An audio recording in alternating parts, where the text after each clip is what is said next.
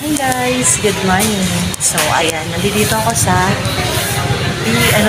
Diosdado Macapagal Hospital. So kasi nakarunot ako ng pusa the other night guys. So kailangan ko magpa-vaccine ng anti-tetanus. So ito na nga guys, at ako'y ongoing nagpa-injection ako guys. Ito anti-rabies ito at kailangan ko mag-antay ng 1 hour.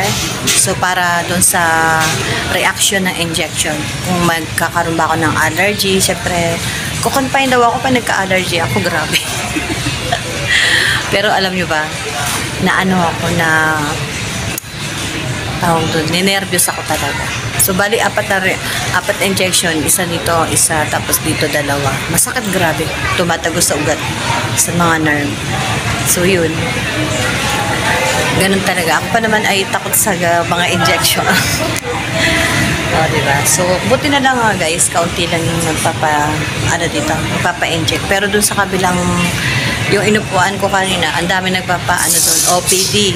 Dami nagpapa-check up dito ay konti lang.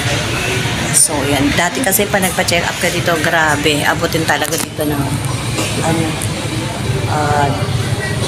tawag din, this oras. So, ayun na nga, baha pa din sa amin. Maiba lang yung aking video. Nandito nga ako sa hospital. So, mag-antay pa ako na hanggang 11:10. Diba? 11:10, at least, wala na akong iisipin dahil, ano na kami, nakapagluto na ako ng lunch. At ang niluto ko ay, tararan! Tinolang manok. Diba? So, yun guys, at ako'y meron na rin 54, sana dumami agad. Tanggal tsaga-tsaga ako lang guys, at ako'y nakikipag-engage sa mga YouTuber.